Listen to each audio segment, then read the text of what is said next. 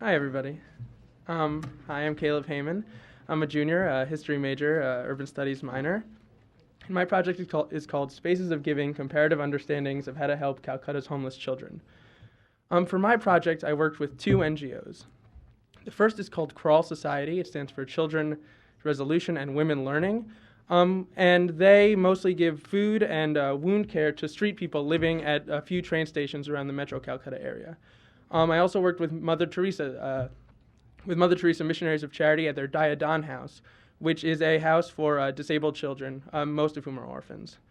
First of all, I'd just like to thank the donor, obviously, the Center for South Asian Studies, and the two organizations I worked with, and all those working at the organizations who gave me interviews and helped me with my project. I can't tell you how much their help really brought my project into perspective and gave it some direction, so that was absolutely vital.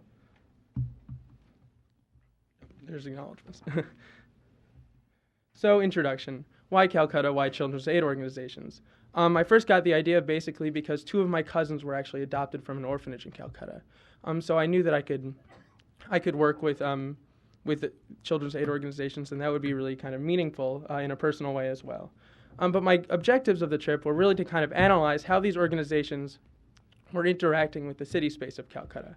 I thought of it basically as a central paradox, which is that how do organizations interact with street communities and help street communities without creating a dependency that would then hinder homeless people from really surviving on their own. So that kind of line and that space of interaction was really interesting to me. I also wanted to, for personal reasons, reevaluate my perspectives of poverty, the human struggle, so that was an aspect of it as well. So Crawl Society really is where my primary focus was, and it operates at three locations around Calcutta. The first is Cielda train station. Cielda is an enormous train station, along with Howrah Station in Calcutta. It's analogous to Grand Central and Penn Station in New York. There are local commuter trains and there are national trains, and it's just a huge center of commute. It's usually very, very crowded, and there's a lot, and there's basically a lot going on.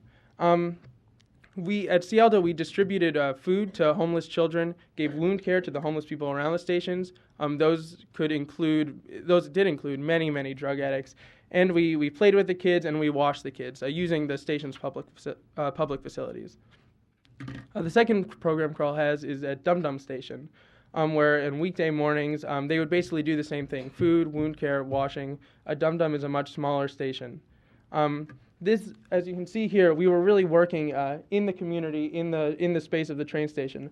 You can see some of the clothes hanging, some houses behind some shacks, really, behind the pile of garbage. This is where these people live, and so we were really kind of coming to them into their space. The third is an informal school in Kolkata, which is a village half an hour outside of Cielda, a half-hour's train ride. It's basically located in that abandoned building behind these two other volunteers. And we teach math and English. Up until recently, we were forming our own curriculums, but we actually follow. Most of the kids actually are going to regular schools, day schools, to supplement. Rather, our program becomes kind of a tutorial supplement. So we were following the school's curriculum. As you can maybe not see, where's Cielda? Well, here's Dum Dum. Cielda's down there, and Carta's way up there. It was a definite stress, kind of commuting between all these three places. The male volunteers lived by Cielda in central Kolkata. The female volunteers lived in a flat that Crawl rented up in Kolkata. But the distance between these three sites really gives kind of the organization a theme of location and what location really means to how the organization runs. Location, in the perspective of location, I really was able to kind of assess three themes. The first is that Crawl is a mobile organization.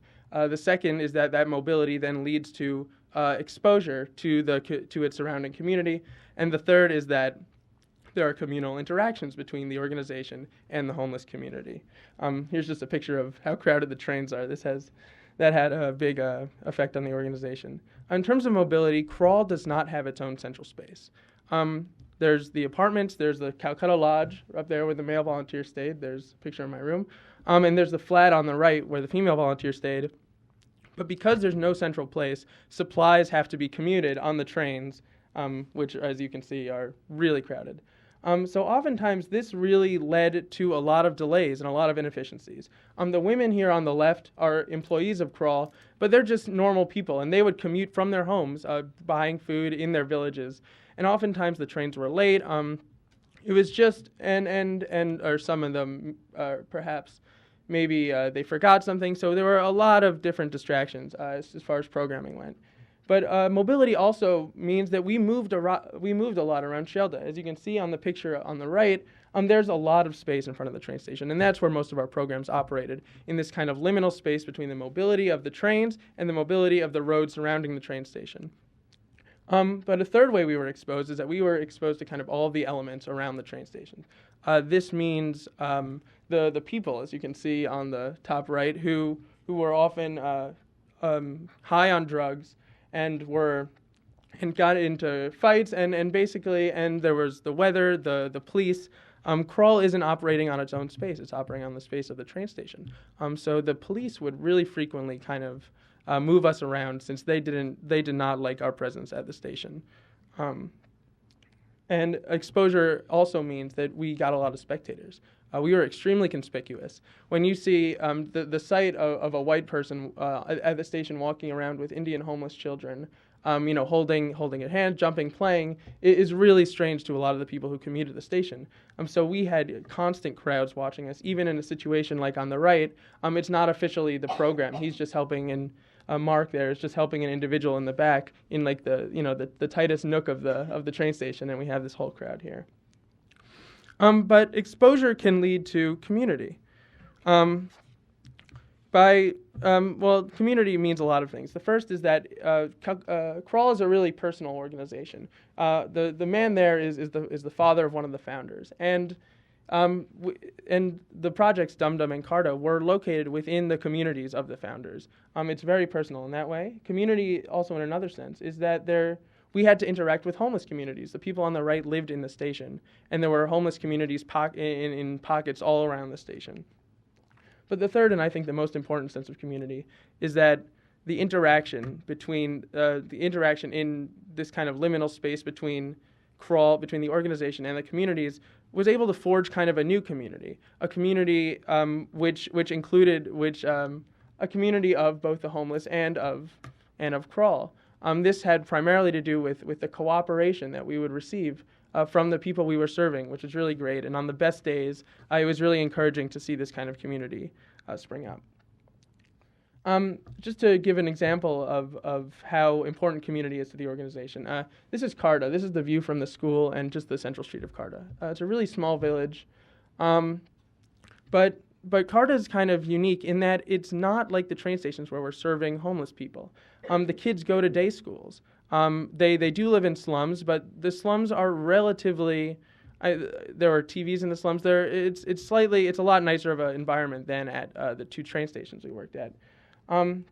As you can see, the people on the left are having a leisurely discussion, look relatively middle class, and the children on the right are wearing uniforms, unlike the children in rags at the station. But so why were we even in Carta? This was a big issue for a lot of the volunteers who were disappointed that there wasn't a more urgent need where we were working. But we were there because Crawl views itself as an organization centered around community, and because the founder lives there, she wanted to address the need in her community.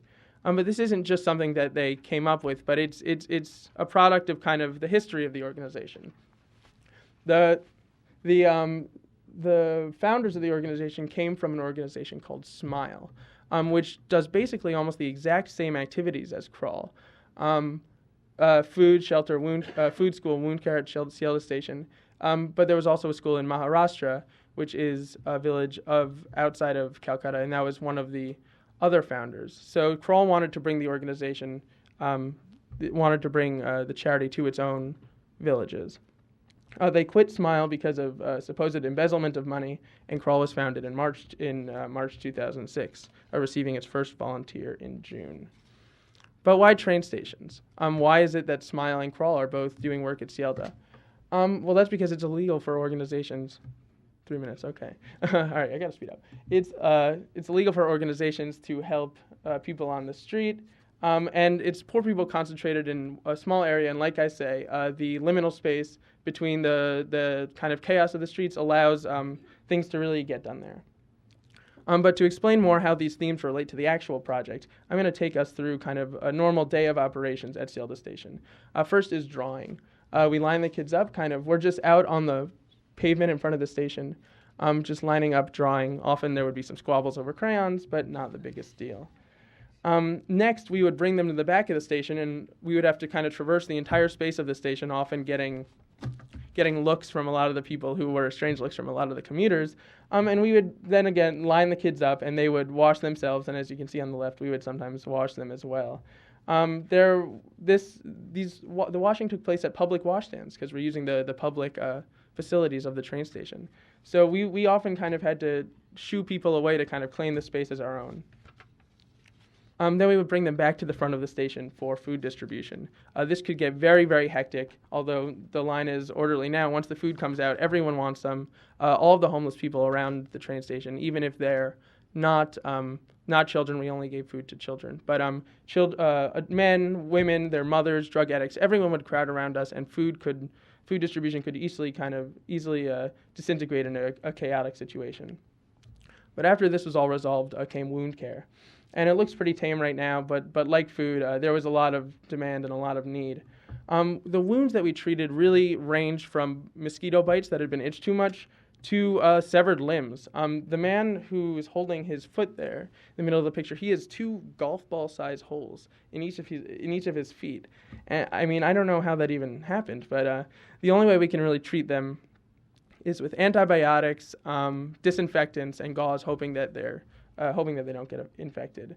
But as you can see, we're really, really exposed. And note how we're traversing the area throughout the station. We're mobile and we're exposed. Here we have to work in the rain.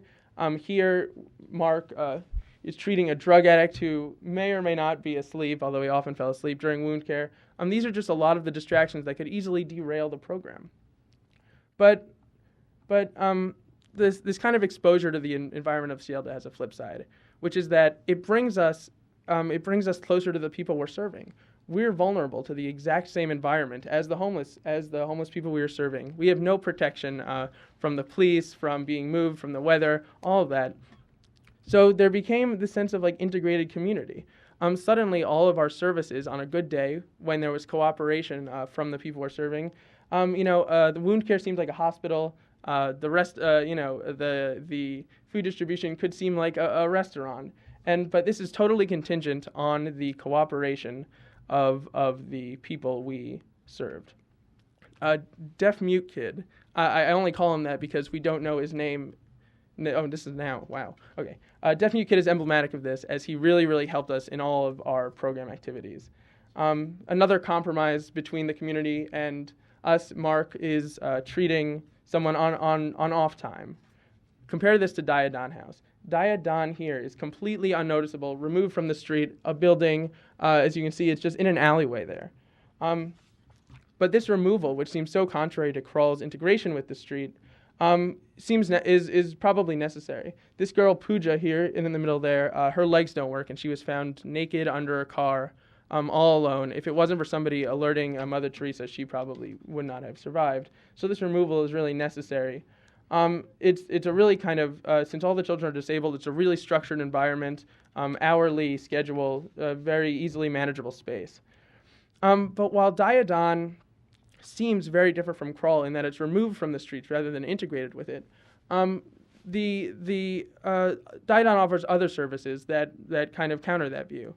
Diadon has a school for slum children around the neighborhood, and Diadon also goes into the slums, evaluate what the need is there, and then slum families living in the slums can come to Diadon and pick it up. So rather than it being removed from the street, and rather than Krull, which is kind of integration between the two communities in one specific space, at Diadon there's kind of this cycle of going out to the streets, coming to Diadon, that creates this communal interaction. This is done? Okay. All right, well, one more. All right. I'm sorry. No, I'm sorry. basically, and also the history of Mother Teresa reveals a lot more commonalities between the two organizations. While Mother Teresa, like Kroll, initially envisioned going into the streets, living and working with slum people in the slums, but that proved not possible, and she got a house in 1949, and in 1952 she bought Nirmal Harideh, the home for the dying and the desolate, next to the Kali Temple. The location of this space next to the Kali Temple is important because it shows a desire to still be integrated with the community. Kali Temple is a central location in Calcutta. It's really important. It's its most important religious site. So there's also this sense of compromise here with Teresa being removed from the slums yet near the Kali Temple. This is Kroll's plan as well. Kroll too is getting tired of being kind of pushed around by the station by having all of the distractions of the environment, and wants to buy land near Shielda to open a dispensary. This, and in effect, Kroll is charting the same spatial path as did Mother Teresa. They're deciding to kind of get stable in the space and get stable in city space, and that is a good thing. Ultimately, the paradox of trying to help the community without creating a dependency is resolved by this interaction between the organization and the community, because it creates this kind of coexistence that's able to sustain itself. The vitality of the homeless people is emblematic of the organization because we're subject to the same environment. So thank you very much. Sorry that was over. Yeah.